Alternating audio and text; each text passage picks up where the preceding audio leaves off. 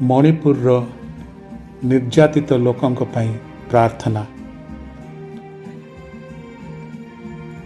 ସ୍ୱର୍ଗୀୟ ପିତା, ପ୍ରେମ ଓ କରୁଣାର ଈଶ୍ୱରୀୟ ଉତ୍ସ, ଗଭୀର ଶ୍ରଦ୍ଧାଞ୍ଜଳିର ଏହି ମୁହୂର୍ତ୍ତରେ ଆମେ ଭାରି ହୃଦୟରେ ତୁମ ସମ୍ମୁଖକୁ ଆସିଅଛୁ। ମଣିପୁରର ନିର୍ଯାତିତ ଲୋକଙ୍କ ପାଇଁ ପ୍ରଭୁ ଆମେ ପ୍ରାର୍ଥନା କରୁଅଛୁ। ଆମର ଯାତନା କ୍ଳିଷ୍ଟ ଭାଇ ଭଉଣୀମାନଙ୍କୁ ତୁମର ଅସୀମ ଅନୁଗ୍ରହ ଏବଂ ସୁରକ୍ଷା ପ୍ରଦାନ କର। ଏହି ପରୀକ୍ଷା ଏବଂ ଦୁଃଖଦ ମୁହୂର୍ତ୍ତରେ ସେମାନଙ୍କୁ ଶକ୍ତି ଏବଂ ଆଶ୍ୱାସନା ପ୍ରଦାନ କର। ତୁମେ ଯେ ସେମାନଙ୍କର ଅବିରତ ଆଶ୍ରୟ ଏବଂ ଦୁଃଖ ସମୟରେ ସେମାନଙ୍କର ସୁରକ୍ଷାର ଦୁର୍ଗ, ଏହି ଜ୍ଞାନ ଏବଂ ସାନ୍ତ୍ୱନା ସେମାନଙ୍କୁ ପ୍ରଦାନ କର। ହେ ପ୍ରଭୁ, ଆମେ ପ୍ରାର୍ଥନା କରୁ ମଣିପୁରରେ ସମ୍ପ୍ରଦାୟବାଦ, ବିଭାଜନ ଓ କ୍ଷତିର ମଞ୍ଜି ବୁଣୁଥିବା ଲୋକଙ୍କର ହୃଦୟକୁ ନରମ କର।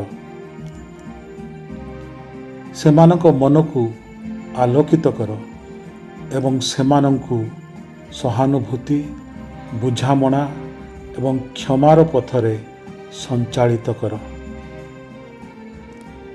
ପ୍ରତି ମଣିଷର ଜୀବନ ଯେ ପବିତ୍ର ଏବଂ ଦୁର୍ମୂଲ୍ୟ, ଏହା ବୁଝିବାରେ ସେମାନଙ୍କୁ ସାହାଯ୍ୟ କର।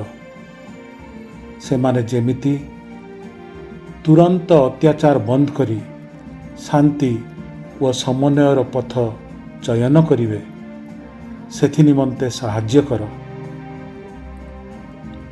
ପ୍ରଭୁ, ମଣିପୁରର ନେତା ଏବଂ ପ୍ରଭାବଶାଳୀ ଲୋକମାନଙ୍କୁ ଜ୍ଞାନ ଏବଂ ପ୍ରଜ୍ଞା ଦିଅ। ସେମାନେ ତୁମର ଶାଶ୍ୱତ ଜ୍ଞାନ ପାଇ ନ୍ୟାୟ, ସମାନତା ଏବଂ ଶାନ୍ତିର ମାର୍ଗ ଅନୁସରଣ କରନ୍ତୁ।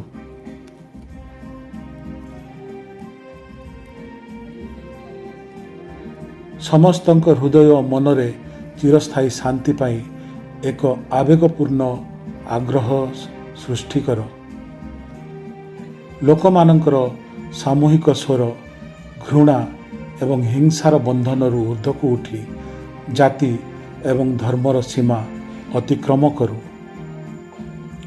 ସାମ୍ପ୍ରଦାୟିକ ହିଂସା ଓ କଳହ ଯୋଗୁଁ ବିଚ୍ଛିନ୍ନ ପରିବାର, ଦୁଃଖ ଭୋଗ କରୁଥିବା ନିରୀହ ଆତ୍ମା ଏବଂ ପଥଚ୍ୟୁତ ହୃଦୟମାନଙ୍କ ପାଇଁ ଆମେ ପ୍ରାର୍ଥନା କରୁଅଛୁ।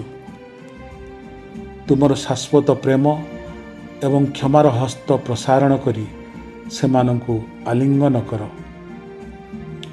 ସେମାନଙ୍କ ଦୁଃଖରେ ସାନ୍ତ୍ୱନା ଦିଅ ଏବଂ ସେମାନଙ୍କ ଜୀବନକୁ ପୁନଃନିର୍ମାଣ କରିବାକୁ ସେମାନଙ୍କୁ ଶକ୍ତି ପ୍ରଦାନ କର। ମଣିପୁରର ସମସ୍ତ ସମ୍ପ୍ରଦାୟ ମଧ୍ୟରେ ଏକତା ଏବଂ କରୁଣା ଏବଂ ପବିତ୍ରତାର ଶକ୍ତିକୁ ପ୍ରକାଶ କରି ତାହାର ଶକ୍ତିଦାୟୀ ପ୍ରଭାବକୁ ବିକଶିତ କର। ସେମାନଙ୍କ ଜୀବନ ଯନ୍ତ୍ରଣା ଏବଂ ଆର୍ଥିକ ଓ ସାମାଜିକ କ୍ଷତିର ପରିବର୍ତ୍ତନ କରି ଏକ ନୂତନ ଦିନ ଓ ନୂତନ ସମାଜର ଆରମ୍ଭ କର। ହେ ଦୟାଳୁ ପ୍ରଭୁ, ଆମ ସମସ୍ତଙ୍କ ଭିତରେ ଏକତା ଏବଂ ସହାନୁଭୂତିର ଆତ୍ମା ସୃଷ୍ଟି କର, ଯେପରି ଆମେ ଅନ୍ୟାୟ ଏବଂ ଅତ୍ୟାଚାର ବିରୁଦ୍ଧରେ ଏକ ହୋଇ ଠିଆ ହୋଇପାରିବୁ।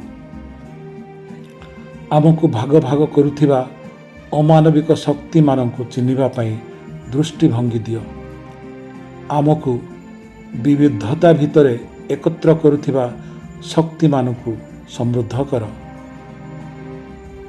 ବିଭାଜନକାରୀ ଶକ୍ତିମାନଙ୍କୁ ପରାହତ କରିବାରେ ଆମକୁ ସାହାଯ୍ୟ କର। ପୃଥିବୀର ପ୍ରତ୍ୟେକ କୋଣରେ ଚିରସ୍ଥାୟୀ ଶାନ୍ତି ଏବଂ ସହଯୋଗର ବିକାଶ କର। ଆମେ ଏହି ପ୍ରାର୍ଥନାକୁ ଅଦମ୍ୟ ବିଶ୍ୱାସ ସହିତ ତୁମ ନିକଟରେ ସ୍ଥାପନ କରୁ ଏବଂ ଜାଣୁ ଯେ ତୁମର ଶାଶ୍ୱତ ଉପସ୍ଥିତି ସର୍ବଦା ଆମ ପାଖରେ ରହିଛି। ଆମକୁ ଏକ ନୂତନ ଜୀବନ ଆଡ଼କୁ ମାର୍ଗଦର୍ଶନ କର, ଯେଉଁଠାରେ ପ୍ରେମ ଘୃଣାକୁ ପରାହତ କରୁଥିବ ଏବଂ ବିଭାଜନ ଉପରେ ଏକତାର ବିଜୟ ହେଉଥିବ। ତୁମର ପବିତ୍ର ନାମରେ ଆମେ ଏହି ପ୍ରାର୍ଥନା କରୁଅଛୁ। ଆମେନ୍।